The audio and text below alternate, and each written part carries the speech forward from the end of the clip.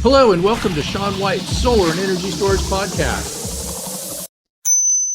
Today, our special guest is Michael Chanin, and Michael is the CEO of Cherry Street Energy.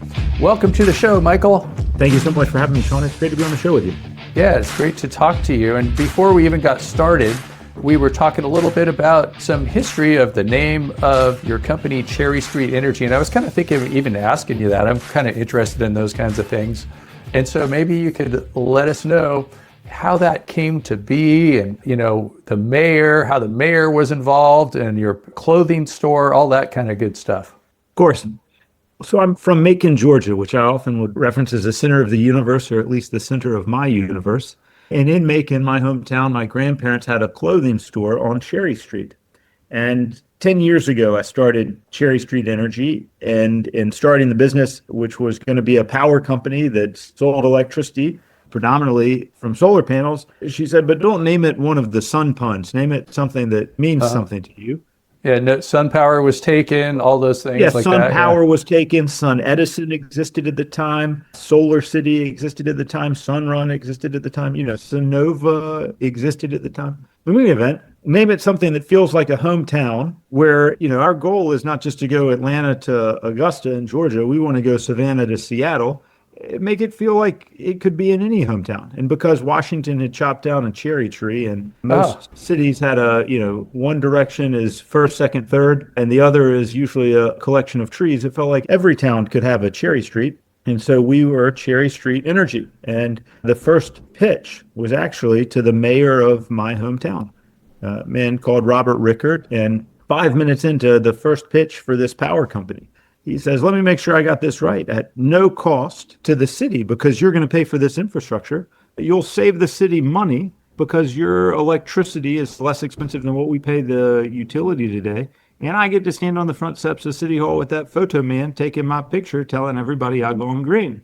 And fortunately, that is the business. No cost, save money, go green. We enable our customers to incorporate distributed generation at no capital expense and provide a hedge, a predictable price for the electricity that this technology. And Sean, the first solar panel actually was in Americus, Georgia in 1954. Bell Labs. Yeah? Yeah. Oh, Bell Labs was over there in Georgia? I didn't know it was there. Yeah, well, they weren't, but the first one that they put out in the field was just a man on top of a telephone pole put what they called the solar battery, as you know. Okay. I think I'm familiar with that picture of the guy putting one on top of the telephone pole. Yeah, so totally. That's in Americus, Georgia. So maybe that was on Cherry Street. Yeah, could be. It's on, one of these county road type of spots, but it's got a historical marker. Is it still there? Maybe they didn't take it down. Yeah, it's got a historic marker. Yeah. Oh, there's a historic marker. Yeah. Oh, that's kind of neat. I'll have to go there and do some kind of pilgrimage. It's a cool thing, and this is so often, and you do such a great job covering the technology and the innovation and where it is, but it's amazing to me that, Einstein won his Nobel for this, not relativity, and it's just for us educating the marketplace about this technology, letting them know about how its incorporation into the built environment is this great advancement that's going to enable so much of the growth that it's going to fuel the future. I always wonder if there's any one of those 1954 Bell Labs solar modules, or as they called them, solar batteries, but they didn't really store energy, so they weren't a battery. But I wonder if there's one left. If anybody knows about one being left somewhere, it would just be kind of neat to show that this stuff works for that long, like since 1954. And it probably does. It's a crystal that makes electricity, turns light into electron flows. I love history. I'm going to look into it. Okay. I'll come back to you on it. Our Chief Technology Officer, Ben Damiani, has a Georgia Tech PhD whose dissertation was some of the stuff that became a business called Suniva, which was a domestic. Oh, one of those sun puns again. Here we go with the sun puns. I know, right? You can't, it's very hard to escape it. But yeah, they did. I'll check with them because we've got a solar school at our office where we teach some of the history of and make sure that everybody has kind of a starting point, a level playing field for, we're vertically integrated. So whether it's our installers, our project managers, our designers, we teach this close with some of the people at HeatSpring too on where some of that certification comes from. Yeah, I think I read on an email just recently that you guys are using some of my HeatSpring classes? Yeah, it's core to our curriculum. I mean, it's such an amazing way to onboard people, to make sure that they know. We try, through our solar school, in this reimagined renewable energy economy. We've created about 250 careers now. People Wow. exit with a NABCEP certification, but you do an amazing job of it. It's why, in reaching out to try to connect, because our sense is that we want to continue making sure that everybody has access to this knowledge so that we can all get better about doing it the right way. It's like folks at Stably come every quarter and teach crimping to the team. I think just people don't have an appreciation of we've got to continue harping and focusing on building, industry leading power equipment. We believe it to be critical infrastructure. And too often, in my mind, people don't view it that way with that type of rigor. And it creates with industry headwinds or challenges from the performance issues that you see in some of the markets. Yeah, it's hard to believe that there are still a couple of companies out there that aren't doing my heat spring classes and getting their employees NABCEP certified. I wonder if they're going to survive very much longer. I think it'll change, right? Like, I don't think so, right? We own everything that we built. We only get compensated if our systems are producing electricity. So we've got this deep interest in making sure that they perform. Unfortunately, they're still part of the marketplace that doesn't hold to that standard. And I think having conversations like these can continue focusing the buyer of, the electricity from these systems for us, or even buyers for someone doing it at their home, to inform people of how to know, how to tell, that these systems it's important to have that detail. And we're just appreciative of the work that you do in creating the curriculum so that people can learn, so that it can create that baseline of knowledge. Yeah. Yeah. Thanks so much. Yeah. I've noticed that after the big something bill came out, that my classes slowed down for a bit, and now they're picking back up. Like, it's just back to normal. And so maybe it's just part of a cycle, like people are a little bit afraid. But I also kind of think that it's one of those things is when people are worried about their job, they go out there and get educated, because that's how to, make sure that you keep your job. I was just reading today that IREC, Interstate Renewable Energy Council, came out with their solar jobs report, and they said it's 2025 is about the same as 2023 and 2024 as far as how many solar jobs are out there. And then some people are worried about, like getting rid of the tax credit for self-pay for residential that's coming up. And then we have a couple more years to go ahead and extend that tax credit anyway. But it's a good idea for people to get their skills. And like what you're doing, you have your solar school and you're putting people into the solar economy. One of the things that's really bad is when there's people out there that don't understand what they're doing, and they're just out there lying to people and, faking it till they making it, or faking it till they break it. Yeah. Yeah, totally. Yeah, we see some of these systems, I don't know this. Well, you'll tell me. My sense is, in Georgia, which is the majority of where we operate, although we're in the Southeast, kind of a 9-state southeastern footprint, we size our systems based off of the base load. We really don't size systems to backfeed. My sense has been a lot of the people who are in the business of selling solar panels, we sell solar power. The folks that are selling the panels, if they were in the church building business, they'd build churches for Easter, Mm-hmm. Yeah, one day out of the year. Yeah, right. And it's just we should have Easter every day. That's the solution. Yeah, we might be better for it. At least the eggs would be better. And the chocolate industry, and Hershey, Pennsylvania. Yeah, they'd be for it. But our view is that let's size it based off of the base load today. When we can incorporate storage, attachment rates in commercial, as you know, are much lower than residential. It's like when we can incorporate storage and it creates a value proposition for the customer and oftentimes the system, that's the right time to increase the array size. And then you can come back and add maybe more capacity and have a battery storage system that can help on some of the, whether the peak shaving or some of the demand controls that would be there, and the capacity that could then support the system as well. We're looking at more of those programs now. Yeah, maybe what we should do is explain baseload. Some people might not be 100% sure what that means. And so what you're talking about is making systems that don't make enough electricity to export. So like electricity usage goes up and down during the day because that's when the sun's out. And you're just making enough to not have to export, so you don't need to go get batteries. And you don't need to export. That's right. And we oftentimes, our customers like municipalities or Delta Airlines at their headquarters, Porsche Cars North America, Gulfstream Aerospace, where they assemble airplanes by Savannah, Georgia. Oh, yeah, that's where I get my jets. The systems we build really are to provide electricity during the day for the amount of electricity that we know that they'll use almost 365 days a year. That's typically it's going to be for whatever the conditioned space is, so some HVAC, or if there's some elevators in there, the emergency lights, or a lot of the customers we service are manufacturers who have 24/7 operations. So we just want to make sure whatever electricity the solar panels produce are going to be consumed on site. And an example of what we see sometimes in our mind is not the appropriate way to build systems today is that there could be a warehouse.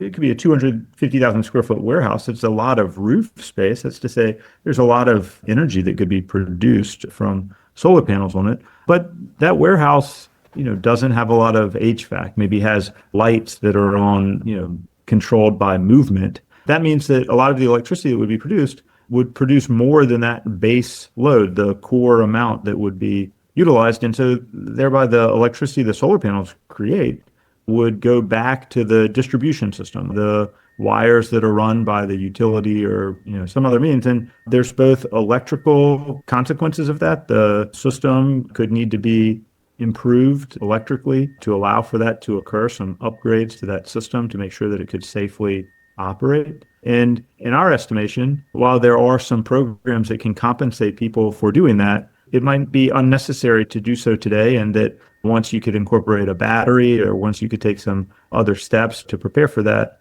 it allows kind of speed and certainty and financial return, which is relevant for our business in ways that have been choppy in the marketplace when sized otherwise. You saw this in Nevada maybe in like 2016 when some of the regulatory environment shifted, and so it caused some people to have to change their strategy in deploying these solar arrays. And for us, we'd like to try to create more predictability for our business, for our customer, and for our utility partners. Yeah, so Michael, maybe you could tell us a little bit more about Cherry Street, what kind of customers that you're looking for and what locations, and how people can work with you. Oh, yeah, of course. So Cherry Street is a power company that sells competitively priced electricity in the Southeast, really, Virginia, the Carolinas, Tennessee, Georgia, Florida. Cherry Street works with municipalities like Atlanta or Fulton County, universities like the University of Georgia or Emory University, schools K through 12, and hospital networks, corporations or industrial customers, manufacturers, things like this. Those customers oftentimes are looking to have predictability in their electricity spend. Any number of them. I mean, I think almost all Fortune 500 companies now have targets to the incorporation of renewable power. And our business model is to be that power company for them. So the city of Atlanta, for example, has 600 buildings. Across those 600 buildings, they've committed by 2035, they would like them to be powered 100% renewably. And Cherry Street Energy is that provider to help them do that across those hundreds of facilities. And, we start about 2 projects a week for them. And the value proposition to the city of Atlanta is that there's no capital expense for the installation of this equipment. And they pay Cherry Street a monthly electricity bill for the electricity we provide for that. And, increasingly we see commercial and industrial customers who are looking to have more control over their electricity spend. And the markets that we serve, it's quite frequent that the growth, economic development, either from data centers, from onshoring of manufacturing, the electrification of the auto fleet, all of this load growth, that is to say the increased consumption of electricity, is causing the price of electricity, supply and demand, to increase and increase materially. In Georgia, where I sit, the price of electricity has gone up about 40% over the last 4 years. And because solar panels, as you obviously know, and the audience is aware, these panels are a technology, and that technology continues to improve, and the price of that technology continues to go down. And thereby, we're able to provide this technology. Most often for us, it's on the rooftop, or it could be a parking canopy, or it could be on a field adjacent to the property. The industry jargon for what we do, most often we provide this electricity behind the meter. That is to say, we're selling retail electricity directly to the customer at their operations. So on the customer side of the meter, behind the Yeah, meter. precisely, on the customer side of the meter. Whereas like a utility scale solar project is in front of the meter. In front of me, precisely. And the off-taker there would be the utility, and that would be wholesale, and we sell retail to that customer. And I kind of like the way that you frame it too, that you're selling electricity instead of selling solar. It's just like, it's refreshing to see people do things different ways. Nothing against people that are selling solar, but most people say that, oh, I'm selling solar, but you're selling electricity. we're a power company. It's like the utility doesn't say we're a coal company. We sell coal. Yeah.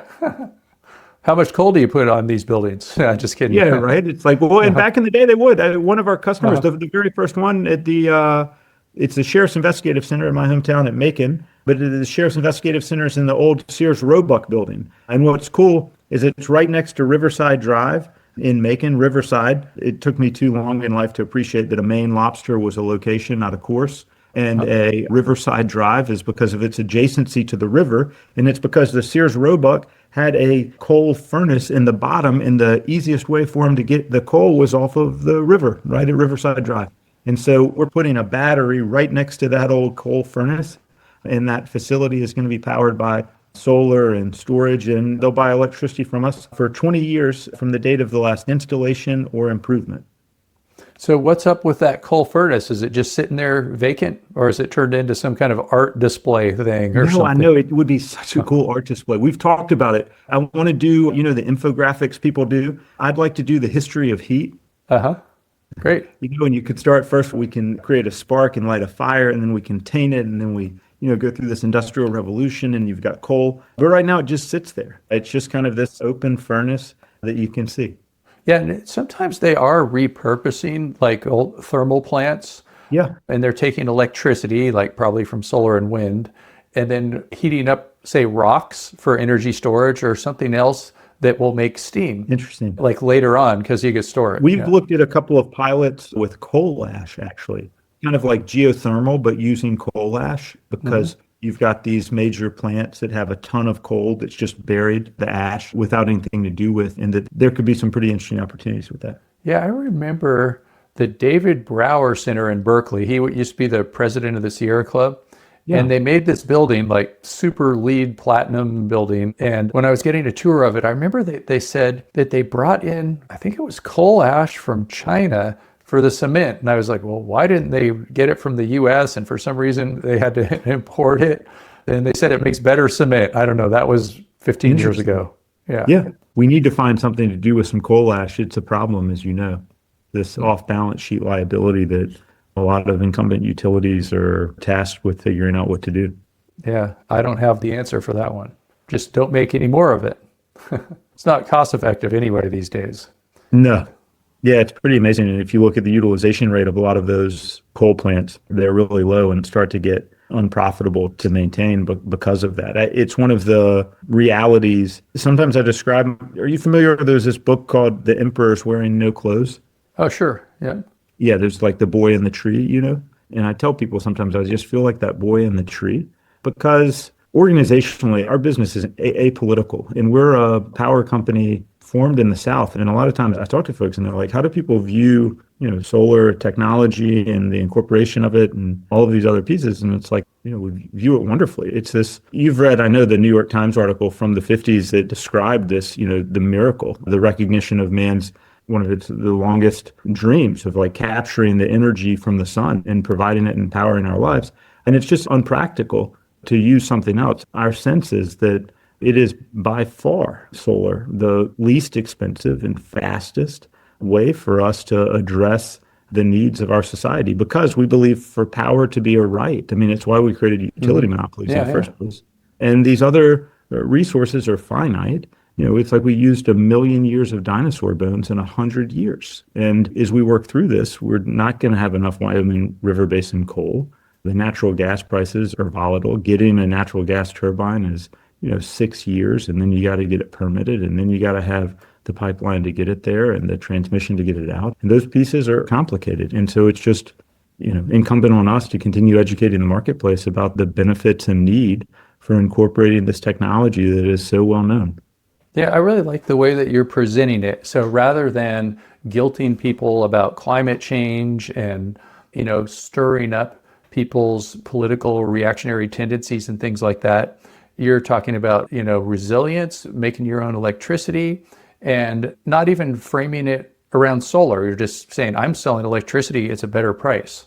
Yeah, from a technology that's existed since the 50s, that every satellite orbiting the Earth is powered by, that we can provide, at a competitive cost. It's going to work for decades. And we know these things to be the case. And that, the other pieces just create antagonism or mistrust or, this tribalism of you need to do it for all of the other reasons. And that's why I say oftentimes I just feel like the boy in the tree, because it just seems that we're observing what is an obvious reality, but trying to find a way of doing so without trying to create the contention of, otherness or, people being wrong. It just is a pragmatic perspective of the reality of how we're going to need to answer the solutions for, powering our lives.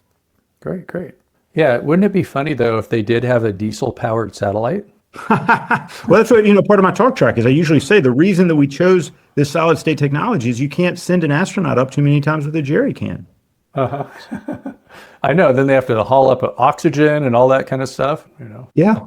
But it could be done. But yeah, it would just be rather silly.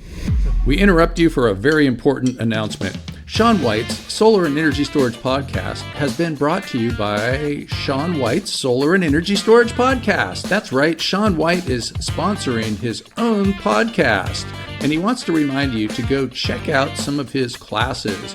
You can go to SolarSEAN, that's Solar, SEAN.com, and then click on the links to check out his classes. You can check out his heat spring classes, and you can also hire him to teach classes for you, like at your company, something like that.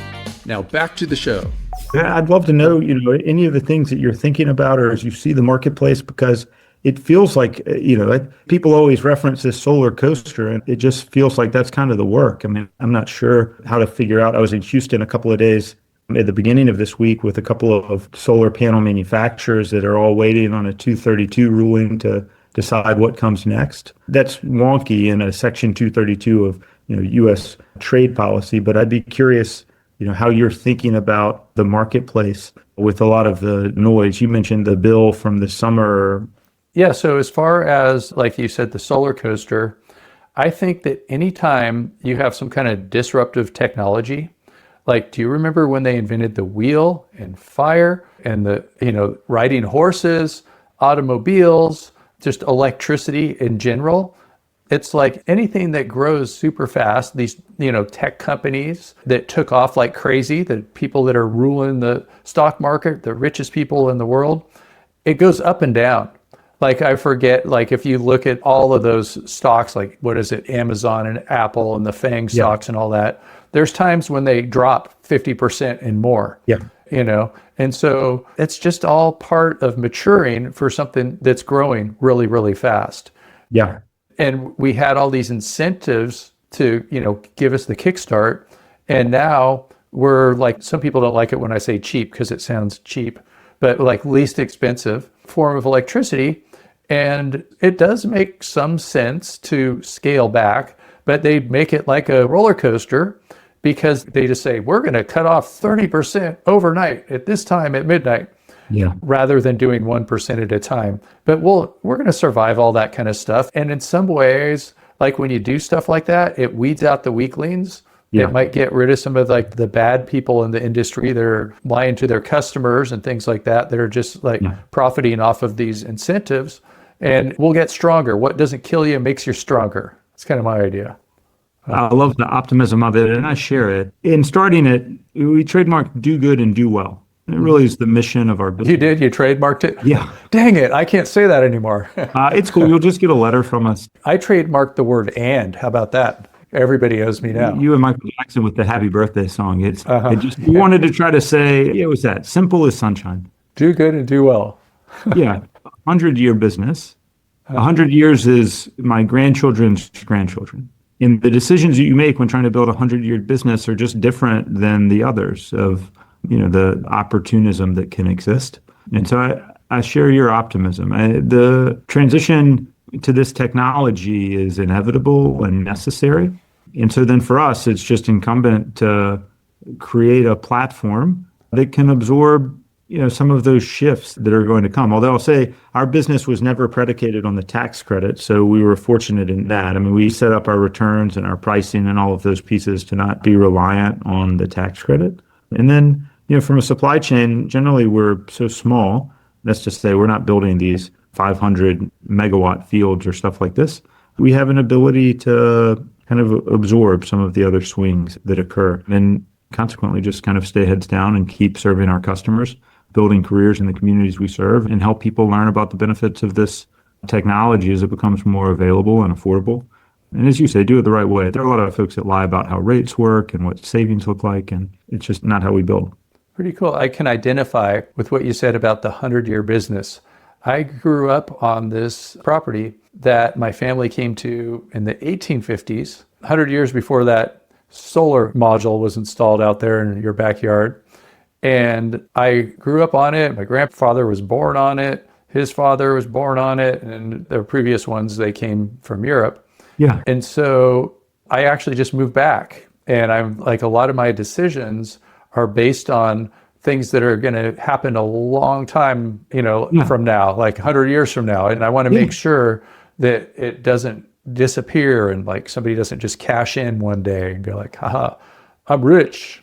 I'm going to go on a cruise, or, Yeah, no, totally. like to keep the tradition. Yeah. Oh, that's awesome. Is this in... That's in the East Bay area. My favorite book is Steinbeck's East of Eden, but that's in the Salinas Valley, which is a little further, I guess. Yeah, and so I'm just over the Oakland Hills, and it's a little redwood forest here, and like 300 people, and we're all close, and everybody's known each other for generations, and That's incredible. So my family, we now have 7 generations in this little 300-person That's town. remarkable. That's cool history. Yeah, it's kind of crazy too, because if you had a map of the Bay Area and you put your finger right in the smack middle of it, that's where it is, and it's like up dirt roads and stuff, surrounded by urban and suburban cities that everybody's heard of. Beautiful. What type of battery technologies do you have on the property? Well, I'm just making the solar training center right now. So first of all, we need a roof. Okay. So that's where we're at right now. But I'm going to definitely get some energy storage and do training with it too. Yeah. So, yeah. I look forward to it. You've created such an incredible repository of knowledge for people to learn. It's critical. And we're just appreciative of finding ways of hopefully disseminating that, because my sense is it's in all of our interest to continue educating and sharing with people. My sense is that people have a vested interest in making things more complicated than they are. And what we do is not complicated. Yeah. It requires rigor and attention to detail, but it's not complicated. Yeah, I feel like I'm writing an NEC book right now, and it's just like I read something and go like, how do I make this not complicated? And maybe a little bit of fun in there too. I like put some jokes and stuff like that, but that's kind of the way that I work. No, I think that's great. Well, I think it's how people learn and keeping them engaged about it. And it's been incredible for me. I mean, part of the purpose-driven part, working on something larger than yourself, it resonated how you described the solar coaster, how to think about it. But my sense has been, or my feeling has been, people were like, well, how long are you going to do it, or when would you get out? And it's like when you're working on something larger than yourself, when you work with purpose, a lot of those fluctuations, it's like the chair might change, but the goal and the mission stays pretty consistently. It's an exciting opportunity to contribute, leave it better than we found it. Yeah, like solar kind of evolved. We've got all this great renewable energy with crystals and sunlight, figured out how to make it very inexpensive, the best deal that there is out there for getting electricity now. And then we come up with these other things that can store the energy, and some of them have wheels. And so we're coordinating all this stuff, putting it all together, and then you have to figure out how to shift things around and your loads and your sources, because the sun's not up all the time. And it's kind of fun. And it also, our industry evolves. Yeah. Yeah. Oh, great. Okay. Well, let's see. Is there any other things that you wanted to talk about or cover today? One of the things I'm curious about for someone that has your depth of knowledge in the technology, when we sell we're not really talking about it that much. You called it out. I mean, we just talk about providing competitively priced electricity. It seems to me that our industry is held to a higher standard than, others that are power providers. It's like we get asked about the recyclability of our panels much more than, someone building a gas plant. We get asked about, decisions on the inverter or some of the roof elements that it seems to me, talking to people in HVAC, they don't get the same skepticism or scorn. Is it because of a legacy of people that, kind of the wildcatters that came through? Is it something different we can do in the education of the marketplace about the viability of this technology? I'm curious how to think about or talk about and continue educating about the viability and just how well known it is. I mean, I still get asked, what happens if the sun doesn't come up from people? And it just feels like they're like taking a time out from being a critical thinker when they meet with us. Yeah, I see that a lot of people too are asking about recycling of solar and batteries. And it's like, if you look at what they're not calling out, like you said, like, coal or fossil fuels, or, it could be like nuclear or something or other.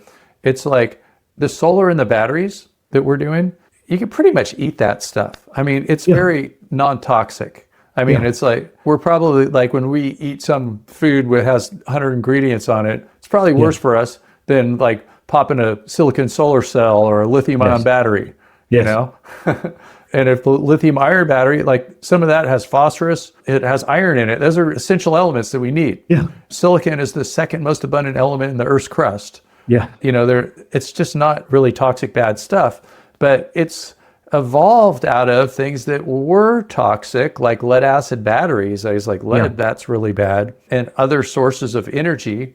It's like, you don't want to like drink gasoline or, you talk about something that can explode. That would, that's gasoline. The movies are going to be a lot more boring now with electric car going off the cliff.